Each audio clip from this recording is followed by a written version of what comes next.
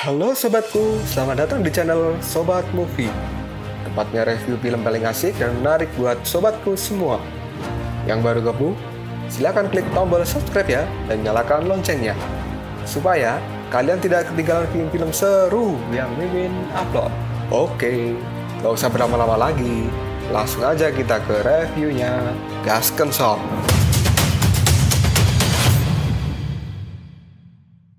Hey, oke, sobatku terkeren, terkecil, terbaik, tersemuanya. Kita masih bersama Sobat Movie, channel alur cerita terasik sepanjang masa. Oke, kita lanjut bahas chapter 19. Nggak usah cacit banyak bacot, kita langsung masuk aja ke pembahasan. Raja Bandi yang sudah sangat marah dengan Dewa Sasin dan dia sekarang sudah di mode tubuh lelakinya. Dia akan membunuh Dewa Sasin sesegera mungkin. Raja Bandi pun juga langsung berkata, "Ini adalah wajah dan semangat asli dari tubuhku. Bahkan ketika hal ini terbakar, aku merasa bahwa diriku menjadi tidak sopan. Dan aku pun sendiri juga terkejut. Kemana batas tubuh ini akan pergi? Apakah kamu ingin mencari tahu tentang diriku, Sasin Guanyin?" Setelah mengatakan hal itu, kini Raja Bandi pun menggunakan kekuatan pukulan tangan seribunya dan langsung menghantam tubuh Dewa Sasin secara brutal. Dewa Sasin pun kini juga sudah tidak bisa berbuat apapun dengan serangan yang dilakukan oleh Raja Bandi. Bahkan saat ini, Raja Bandi mengatakan bahwa kekuatannya ini belum sepenuhnya keluar. Dia pun langsung meningkatkan kecepatan pukulan yang membuat Dewa Sasin semakin tidak berdaya. Pukulan yang dilakukan oleh Raja Bandi ini menimbulkan sebuah ledakan yang cukup besar di tempat itu dan tiba-tiba saja Dewa Sasin pun kini menggunakan tangan seribunya untuk menahan tubuh dari Raja Bandi agar dia tidak bisa menyerang Dewa Sasin kembali. Raja Bandi pun langsung berkata pada Dewa Sasin, "Apakah kau pikir kamu dapat menahanku sekarang?" Dan kini Raja Bandi masih berusaha melepaskan diri dari pegangan tangan seribu milik Dewa Sasin. Dan akhirnya pegangan itu pun terlepas dan Raja Bandi kembali menghajar kepala dari Dewa Sasin ini. Setelah Raja Bandi melakukan sebuah pukulan, tiba-tiba saja dia sekarang berada di dimensi lain. Raja Bandi pun kini menjadi terkejut dengan apa yang telah dilakukan Dewa Sasin. Setelah Dewa Sasin mengajak Raja Bandi ke dimensi lain, dirinya pun kini langsung berkata, "Kamu sedikit terlalu bersemangat." Dan sekarang tangan serta tubuh dari Raja Bandi telah terikat oleh rantai yang dikeluarkan oleh Dewa Sasin. Dewa Sasin pun lanjut mengatakan, "Kamu telah jatuh ke dalam perangkap milikku. Dan di tempat ini, kamu akan mati." Dalam dimensi lain ini, Dewa Sasin menggunakan rantai yang sangat banyak untuk mengikat seluruh tubuh dari Raja Bandi. Dan saat ini, Raja Bandi pun sulit bergerak untuk menyerang kembali Dewa Sasin. Dewa Sasin langsung berkata pada Raja Bandi, "Harus kuakui kekuatanmu memang di atasku. Jadi aku telah mengubah strategi. Aku akan menyegelmu di dalam kehampaan selama-lamanya." Raja Bandi pun kini masih terus memberontak untuk melepaskan ikatan tangan dan tubuhnya dari rantai yang dilakukan oleh Dewa Sasin.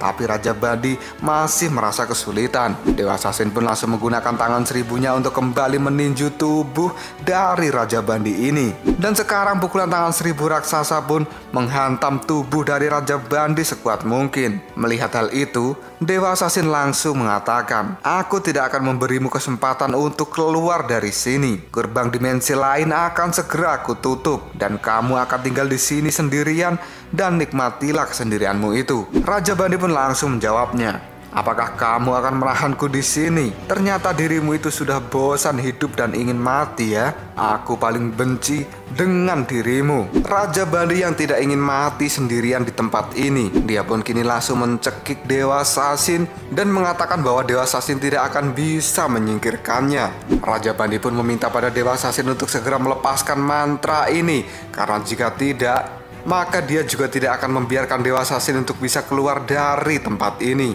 Dewa Sasin yang mendapat ancaman dari Raja Bandi, dia pun mengatakan bahwa dia tidak takut. Dan sekarang Dewa Sasin pun memperkuat ikatan rantainya yang langsung mencekik leher dari Raja Bandi. Raja Bandi pun kini juga melihat bahwa Dewa Sasin, dia tidak takut mati di tempat ini. Raja Bandi pun memperkuat cekikan yang dia lakukan pada leher Dewa Sasin. Dan dia juga langsung berkata bahwa Dewa Sasin memang seorang yang tampan. tapi dia memiliki hati yang kejam seperti besi dan batu. Dewa Assassin langsung menjawabnya, "Aku tidak akan takut meskipun aku mati di tempat ini. Tapi bagaimanapun juga, aku tidak akan pernah membiarkanmu keluar dari sini." Raja Bandi pun langsung mengatakan pada Dewa Assassin, "Terserah kamu saja, mari kita lihat siapa yang akan mati lebih dulu." Kita langsung berpindah ke tempat Raja Karakanta. Di sana Raja Karakanta sedang bertaruh dengan sangat sengit dengan si Palu Emas. Tidak hanya itu saja, Raja Karakanta kini juga diserang oleh Dewa dengan pedang panjang. Dan Dewa Erlang juga sudah bersiap menyerang Raja Karakanta dari belakang menggunakan tombak pedang miliknya. Tombak pedang itu pun kini akan menusuk mata dari Raja Karakanta dan tiba-tiba saja Raja Karakanta dapat menghindari tusukan tombak pedang yang dilakukan oleh Dewa Mata Tiga. Di saat Palu Emas melihat sebuah celah pada Raja Karakanta, dia pun kini langsung akan menggunakan serangan palu emasnya untuk memukul tubuh dari Raja Karakanta. Tapi tiba-tiba saja, dengan cepat, Dewa Erlang kini langsung menyerang Raja Karakanta sebelum Palu Emas bisa memukul Raja Karakanta. Sang raja pun kini menghindar dari serangan tombak pedang yang dilakukan oleh Dewa Erlang. Melihat kelakuan dari Dewa Erlang ini, Palu Emas pun kini langsung berkata, "Mata Tiga, kamu adalah pria yang bodoh. Aku sangat marah karena kamu telah menghalangi jalanku. Dan kali ini, aku telah melewatkan serangan yang bagus di waktu yang tepat." Dewa Erlang pun langsung menjawabnya, "Palu Emas, tenanglah, jangan marah-marah. Kita kerjasama saja." Raja Karakanta yang sudah menghindar dari tiga dewa itu, dia pun kini berada di atas batu dan langsung melakukan analisa kepada kemampuan mereka semua. Raja Karakanta pun kini mengatakan, "Tiga dewa, pertahanannya sangat ketat sehingga aku tidak bisa menyerang mereka. Bahkan sampai sekarang, aku telah melihat kemampuan masing-masing dari mereka. Dan ini sangat menarik. Orang dengan pedang panjang itu, dia adalah dewa yang memiliki level petarung kelas 1. Dan gaya bertarungnya cukup berhati-hati. Sedangkan si Palu Emas, dia sangat agresif. Dia memiliki kepercayaan diri yang tinggi dengan kemampuan serangannya.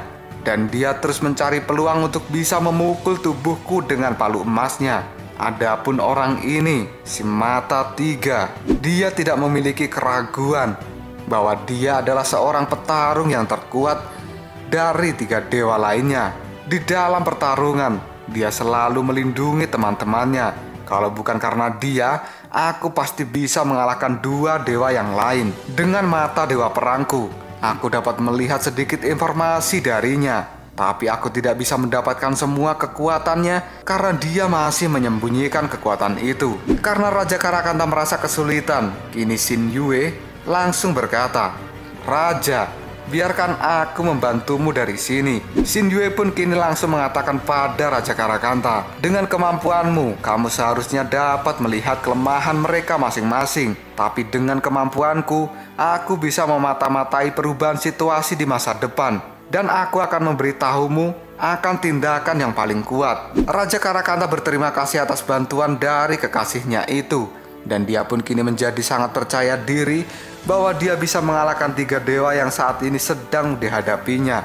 Raja Karakanta kini langsung mengubah tangannya menjadi sebuah bor patah hati. Dan Raja Karakanta mengatakan bahwa dia akan melakukan serangan balik pada tiga dewa itu. Xin Yue kini mengatakan pada Raja Karakanta bahwa dia harus menyerang dengan dewa pedang panjang.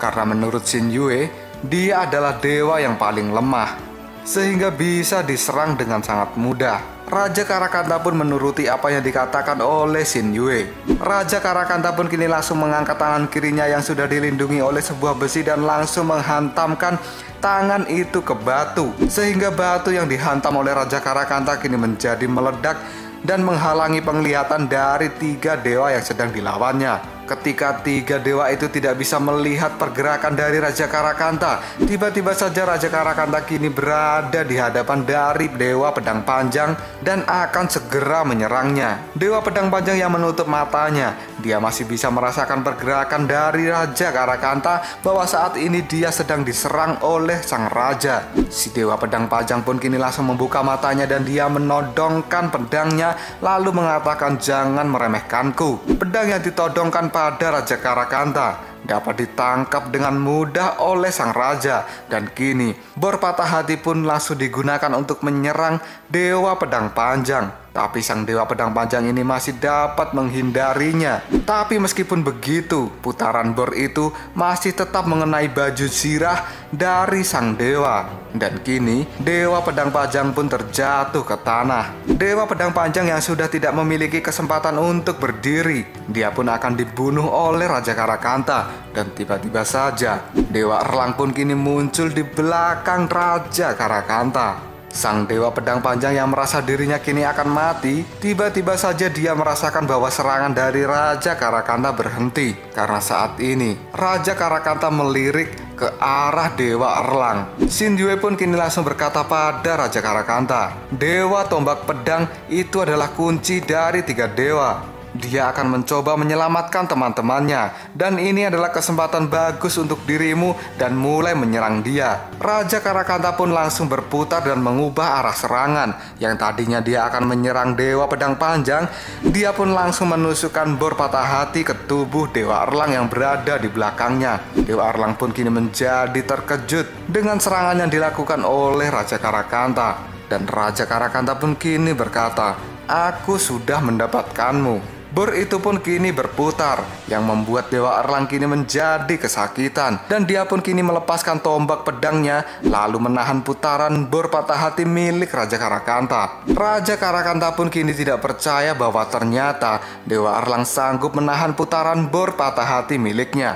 Dewa Pedang Panjang kini langsung berteriak minta bantuan pada si Palu Emas. Palu Emas pun langsung datang dan langsung memukul kepala dari Raja Karakanta, sehingga Raja Karakanta pun kini langsung terpental akibat pukulan yang dilakukan oleh si Palu Emas. Setelah memukul Raja Karakanta, Palu Emas kini berkata, meskipun dia sangat membenci Dewa Mata Tiga, tapi dia tetap tidak ingin Dewa Mata Tiga ini mati, dan dia akan menyelamatkan Dewa Mata Tiga. Saat Palu Emas akan kembali mengejar Raja Karakanta, Dewa Mata Tiga pun kini langsung berkata agar dia tidak mengejarnya. Palu Emas yang masih ngeyel, dia pun sudah berhadapan kembali dengan Raja Karakanta dan akan melakukan duel dengannya. Palu Emas pun kini langsung berkata, lihatlah kekuatanku yang asli yang telah aku latih selama ratusan tahun. Sambil berteriak, Palu Emas pun kini langsung memutarkan palunya yang disebut dengan guntur emas. Putaran itu sangat cepat dan menyasar ke tubuh dari Raja Karakanta. Raja Karakanta yang terkejut dengan serangan yang akan dilakukan oleh Palu Emas, tiba-tiba saja ini sesuatu telah terjadi yang membuat Dewa Mata Tiga dan juga Dewa Pedang Panjang menjadi terkejut. Karena ternyata kepala dari Palu Emas kini sudah berada di cengkeraman Raja Karakanta. Dan saat ini terlihatlah Raja Karakanta akan segera menghancurkan kepala dari si Palu Emas. Lalu apakah yang akan terjadi selanjutnya? Apakah Palu Emas ini akan benar-benar mati oleh cengkeraman tangan besi dari sang Raja Karakanta? Jika kalian penasaran, tunggu aja jawabannya di next video. Ngobrol sob. Tetap stay di channel Sobat Movie dan jangan lupa klik subscribe, like, dan share ke teman-temanmu agar channel ini dapat berkembang dan menghibur kalian semua. See you next tomorrow. Bye-bye.